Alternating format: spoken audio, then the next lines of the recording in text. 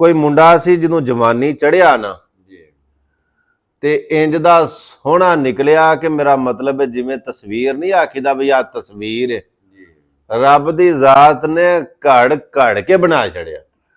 ਨੱਕ ਵੀ ਮੇਰਾ ਮਤਲਬ ਏਡਾ ਸੋਹਣਾ, ਅੱਖਾਂ ਦੇ ਵਿੱਚੋਂ ਇੰਜ ਜਿਵੇਂ ਦਰਿਆ ਵਗਦਾ ਪਿਆ, ਸੋਹਣੀਆਂ ਲਾਲ ਬੁੱਲੀਆਂ ਤੇ ਇੰਜ ਚਿਹਰਾ ਮੇਰਾ ਮਤਲਬ ਹੈ ਜਿਵੇਂ ਢਲਕਾ ਮਾਰਦਾ ਪਿਆ, ਲੰਮੇ ਬਰਵੱਟੇ ਤੇ ਸੋਹਣੀ ਚੌੜੀ ਪਛਾਨੀ ਮੁੰਡੇ ਦੀ। ਉਹ ਬੀਬੀਆਂ ਵੇਖਣ ਤਾਂ, ਬੰਦੇ ਵੇਖਣ ਤਾਂ, ਆਪਣਾ ਵੇਖੇ ਤਾਂ, ਬਗਾਨਾ ਵੇਖੇ ਤਾਂ, ਉਸੇ ਮੁੰਡੇ ਦਾ ਹੀ ਨਾ ਮੇਰਾ ਮਤਲਬ ਪਹਾੜਾ ਪੜਨਾ ਸ਼ੁਰੂ ਹੋਈ ਹੈ। ਵੇ ਰੱਬ ਦੀ ਜ਼ਾਤ ਨੇ ਕੱਦ ਵੀ ਬੜਾ ਦਿੱਤਾ ਤੇ ਜਸਾਮਤ ਵੀ ਬੜੀ ਸੋਹਣੀ ਦਿੱਤੀ ਤੇ ਬੋਲੀ ਬੜੀ ਸੋਹਣੀ ਦਿੱਤੀ। ਮੁੰਡਾ ਇੰਜ ਦਾ ਵੀ ਮੇਰਾ ਮਤਲਬ ਹੈ ਵੀ ਭਾਵੇਂ ਕਿਤੇ ਪੰਚਾਇਤ 'ਚ ਜਾਵੇ ਤਾਂ, ਰਾਏ ਜਾਂਦਾ ਹੋਵੇ ਤਾਂ ਲੋਕ ਵੇਖ ਕੇ ਨਾ ਆਖਣ ਵੀ ਵੇਖਿਆ ਹੀ ਭੁੱਖ ਲੈ ਗਈ।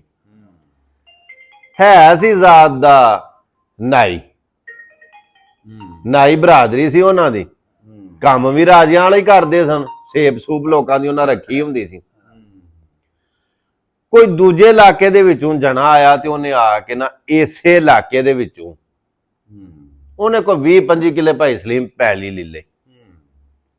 ਜਦੋਂ ਬੈ ਪੈਲੀ ਲੈ ਲਈ ਨਾ ਤੇ ਕੋਈ ਵੀ ਜ਼ਿਮੀਂਦਾਰ ਹੈ, ਭਾਵੇਂ ਉਹ ਜੱਟ ਹੋਵੇ ਭਾਵੇਂ ਕੋਈ ਵੀ ਏ, ਉਹਨੇ ਅੱਗੇ ਮੇਰਾ ਮਤਲਬ ਹੈ ਕੋਈ ਨਾ ਕੋਈ ਸੇਪੀ ਛੇਪੀ, ਹੁਣ ਤੇ ਰਿਵਾਜ ਹੀ ਮੁੱਕ ਗਿਆ ਨਾ, ਬੜਾ ਰਿਵਾਜ ਹੁੰਦਾ ਸੀ। ਉਹਨੇ ਪੁੱਛਿਆ ਆ ਕੇ ਵੀ ਜਿਵੇਂ ਤੇ ਲੈ ਲਈਏ, ਡੇਰਾ ਬਣਾ ਲਿਆ, ਕਾਮੇ ਛਾਮੇ ਨਾਲ ਰੱਖ ਲਏ ਨੇ ਤੇ ਕੋਈ ਸੇਪੀ ਲੱਗੀ।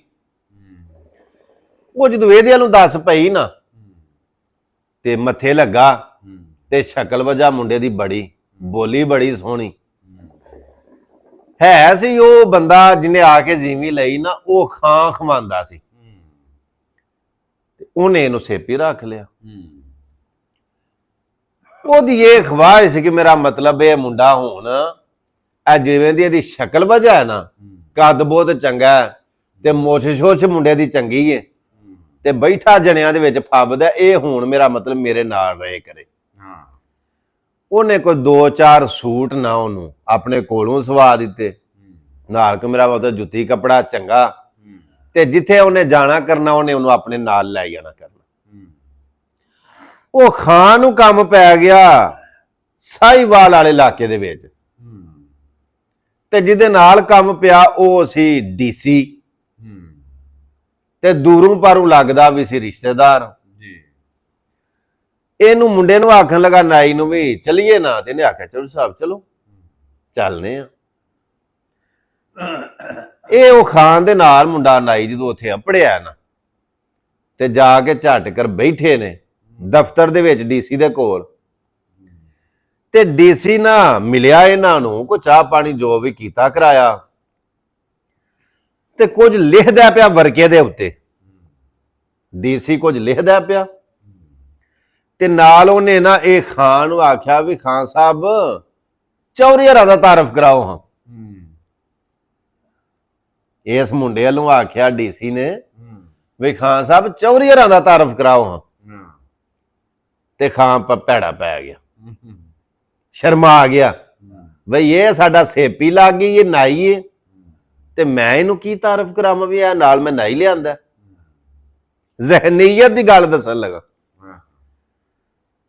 ਇਹ ਖਾਨ ਇਹਨਾਂ ਗੱਲ ਬੁਲਾ ਛੜੀ ਤੇ ਉਹ ਡੀਸੀ ਵੀ ਸਾਰੀ ਦਿਹਾੜੀ ਮੇਰਾ ਮਤਲਬ ਬੰਦਿਆਂ ਨਾਲ ਹੀ ਵਾਹ ਸੀ ਉਹਦਾ।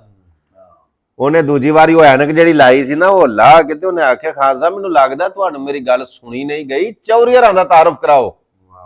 ਜਦੋਂ ਉਹਨੇ ਜ਼ਰਾ ਕਰ ਘੁੱਟ ਕੇ ਆਖਿਆ ਨਾ ਵੀ ਚੌਰੀਅਰਾਂ ਦਾ ਤਾਰਫ ਕਰਾਓ,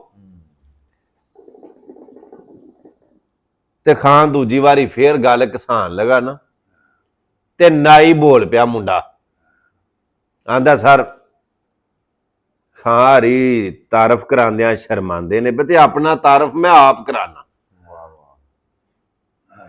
ਸਰ ਜੀ ਆਪਣਾ ਤਾਰਫ ਮੈਂ ਆਪ ਕਰਾਣਾ, ਮੈਂ ਨਾਈ ਜੇ ਇਹਨਾਂ ਦਾ ਸੇਪੀ ਜੇ, ਮੈਂ ਕੰਮੀ ਜੇ ਖਾਰਾਂ ਦਾ। ਉਹ ਡੀਸੀ ਜਦੋਂ ਇਹ ਗੱਲ ਸੁਣੀ ਨਾ ਉੱਠ ਕੇ ਖਲੋ ਕੇ ਤੇ ਉਹਨੇ ਨਾਈ ਨੂੰ ਇੰਜ ਕੀਤਾ, ਜਿਹੜੇ ਵੇਲੇ ਨੇ ਇੰਜ ਕੀਤਾ ਤੇ ਨਾਈ ਵੀ ਉਧਰੋਂ ਖਲੋ ਗਿਆ, ਤੇ ਨਾਈ ਨੇ ਵੀ ਉੱਠ ਕੇ ਇਸ ਤਰ੍ਹਾਂ ਕਰਕੇ ਤੇ ਸਲਾਮ ਕਬੂਲ ਕੀਤਾ ਤੇ ਸਰ ਅਸੀਂ ਨਾਈ ਲੋਕ ਆ, ਇਹਨਾਂ ਦੇ ਕੰਮੀ ਆ, ਸੇਵ ਕੀਤੀ ਇਹਨਾਂ ਦੇ ਨਾਲ, ਤੇ ਉਹ ਸ਼ਰਮਾਉਂਦੇ ਹੋਣੇ ਨੇ ਵੀ ਮੈਂ ਇਹਦਾ ਤਾਰਫ ਕੀ ਕਰਾਵਾਂ ਕੰਮੀ ਜੇ ਦਾ, ਤੇ ਮੈਂ ਜੀ ਲੱਗ ਗਈ ਆ ਇਹਨਾਂ ਦਾ ਕੰਮੀ। ਜਿਹੜੇ ਵੇਲੇ ਡੀਸੀ ਨੇ ਉਹਨੂੰ ਸਲਾਮ ਕੀਤਾ, ਉਹਦੀ ਗੱਲ ਸੁਣੀ ਨਾ, ਉਹਨੇ ਫਿਰ ਆਖਿਆ ਅੱਜ ਤੋਂ ਲੈ ਕੇ ਰਾਜਾ ਸਾਹਿਬ, ਇਹ ਜਿਹੜੇ ਨਾਈ ਲੋਕ ਨੇ ਨਾ, ਇਹਨਾਂ ਨੂੰ ਰਾਜੇ ਵੀ ਲੋਕ ਆਂਦੇ ਨੇ। ਉਹਨੇ ਆਖਿਆ ਰਾਜਾ ਸਾਹਿਬ ਅੱਜ ਤੋਂ ਲੈ ਕੇ ਖਾਰਾਂ ਦਾ ਤਾਰਫ ਕਰਾਉਣ ਦੀ ਲੋੜ ਨਹੀਂ, ਆਏ ਤੁਸੀਂ ਇਹਨਾਂ ਦੇ ਨਾਲ ਹੋ, ਜਿਵੇਂ ਦਾ ਤੁਸੀਂ ਆਪਣਾ ਤਾਰਫ ਕਰਾਇਆ ਨਾ, ਮੈਨੂੰ ਤੁਹਾਡੇ ਜ਼ਾਤੀ ਤਾਰਫ ਦਾ ਸਵਾਦ ਆਇਆ, ਇਹਨਾਂ ਨੂੰ ਹੁਣ ਵਿੱਚੋਂ ਕੱਢ ਛੱਡਣਾ। ਇੱਥੇ ਮੇਰੇ ਨਾਲ ਕੋਈ ਕੰਮ ਪਵੇ ਮੇਰੇ ਇਲਾਕੇ ਦੇ ਵਿੱਚ ਤੇ ਲੱਖ ਬਿਸਮਿਲ੍ਲਾ, ਹਜ਼ਾਰ ਨਹੀਂ ਲੱਖ ਬਿਸਮਿਲ੍ਲਾ, ਤੇ ਜੇ ਕੰਮ ਨਾ ਵੀ ਨਾ ਹੋਵੇ ਤੇ ਕਦੇ ਕਦੇ ਆ ਕੇ ਮੈਨੂੰ ਉਂਝ ਹੀ ਮਿਲਦੇ ਰਿਹਾ ਕਰੋ, ਤੁਹਾਡੀ ਗੱਲ ਦਾ ਸਵਾਦ ਆਇਆ। ਗੱਲ ਸੁਣਾਉਣ ਦਾ ਮਤਲਬ ਹੈ ਉਹਨੇ ਆਪਣੀ ਅਸਲੀਅਤ ਨਹੀਂ ਛੁਪਾਈ, ਉਹਨੇ ਆਪਣਾ ਇਹ ਮੇਰਾ ਮਤਲਬ ਇਹ ਸ਼ਰਮਸਾਰੀ ਨਹੀਂ ਮਹਿਸੂਸ ਕੀਤੀ ਵੀ ਮੈਂ ਨਹਾਈ ਆ, ਮੈਂ ਕੰਮੀ ਆ, ਲਾਗੀ ਆ, ਤੇ ਮੈਂ ਇੱਥੇ ਹੁਣ ਚਿੱਟੇ ਕੱਪੜੇ ਪਾ ਲਏ ਨੇ ਤੇ ਜੋੜਾ ਚੰਗਾ ਪਾ ਲਿਆ, ਜੁੱਤੀ ਚੰਗੀ ਪਾ ਲਈ, ਤੇ ਮੈਂ ਆਖਾਂ ਵੀ ਮੈਂ ਹੁਣ ਇੱਥੇ ਚੌ ਰਹੀ ਆ। ਫਿਰ ਹੋਇਆ ਕੀ, ਜਦੋਂ ਵਿਆਹ ਕਰਤਾ ਨਾ ਉਹੀ ਰਾਜਾ, ਅੱਲਾਹ ਪਾਕ ਦੀ ਜ਼ਾਤ ਨੇ ਵਕਤ ਦੇ ਨਾਲ ਨਾਲ ਉਹਨੂੰ 6 ਪੁੱਤਰ ਦਿੱਤੇ, ਤੇ ਪੁੱਤਰ ਵੀ ਇੰਜ ਵੇਖਿਆ ਭੁੱਖ ਲੈ ਜੇ, ਸੋਹਣੇ ਪੁੱਤਰ ਰੱਬ ਨੇ ਦਿੱਤੇ।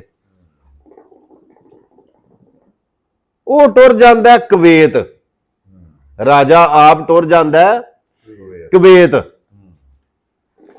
ਅੱਜ ਤੋਂ ਨਾ ਕੋਈ 30-40 ਸਾਲ ਪਹਿਲਾਂ, ਜਦੋਂ ਮੈਂ ਜੰਮਿਆ ਵੀ ਨਹੀਂ ਸਾਂ, ਤੁਸਾਂ ਵੇਖਿਆ ਲੋਕ ਬੰਗਲਾ ਬਣਾਉਂਦੇ ਸਨ ਨਾ, ਕੋਠੀ ਉਸ ਵਕਤ ਦੀ ਜਿਹੜੀ ਬਣਾਉਂਦੇ ਸਨ, ਤੇ ਬੰਗਲੇ ਦੇ ਉੱਤੇ ਕਿਸੇ ਨੇ ਕਾਬ, ਕਿਸੇ ਨੇ ਸ਼ੇਰ, ਕਿਸੇ ਨੇ ਚੀਲ, ਉਹ ਬਣਵਾਏ ਹੁੰਦੇ ਸਨ, ਮੇਰਾ ਮਤਲਬ ਨਿਸ਼ਾਨ। ਇਹ ਜਦੋਂ ਰਾਜੇ ਨੇ ਉੱਥੇ ਕਮਾਈ ਕੀਤੀ ਨਾ ਕੁਵੈਤ, ਰੱਜ ਰੁਪਈਏ ਕਮਾਏ।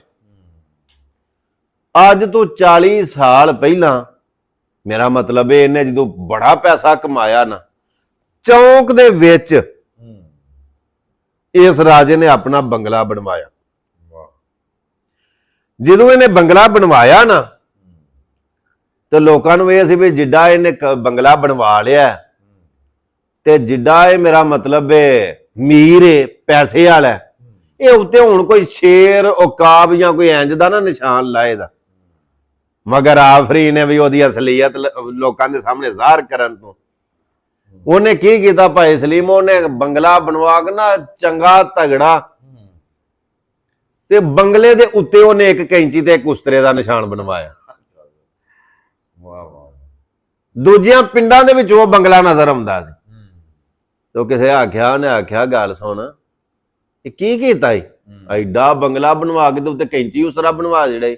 ਉਹਨੇ ਆਖਿਆ ਇਸੇ ਵਾਸਤੇ ਬਣਵਾਇਆ, ਦੂਜੇ ਪਿੰਡੋਂ ਵੀ ਲੋਕ ਵੇਖਣਗੇ ਨਾ ਤੇ ਉਹਨਾਂ ਨੂੰ ਪਤਾ ਲੱਗੇ ਕਿ ਇਹ ਨਾਈ ਦਾ ਘਰ ਹੈ, ਕਿਸੇ ਰਾਜੇ ਦਾ ਘਰ ਹੈ। ਉਹ ਮੈਂ ਆਪਣੀ ਅਸਲੀਅਤ ਲਕਾਵਾਂ ਤੇ ਲਕਾਵਾਂ ਕਿਉਂ, ਛੁਪੀ ਰਹਿਣੀ ਹੀ ਨਹੀਂ।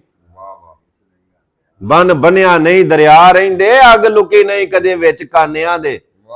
ਅਸੀਂ ਜਿੰਨਾ ਮਰਜ਼ੀ ਲਕਾ ਕੇ ਰੱਖੀਏ ਤੇ ਬਣਾ ਕੇ ਗੱਲਾਂ ਕਰੀਏ, ਉਹ ਅਸੀਂ ਇੰਜ ਜੀ ਪਿਓ ਦਾਦੇ ਤੋਂ ਇੰਜ, ਹੁਣੇ ਹੀ ਪਤਾ ਨਹੀਂ ਲੱਗ ਜਾਣਾ ਤੇਰੇ ਨਾਲ ਬੈਠਿਆਂ ਖਾਦਿਆਂ ਪੀਤਿਆਂ ਟੁਰਿਆਂ ਕਿ ਤੂੰ ਅਸਲ ਸ਼ੈ ਕੀ ਹੈ।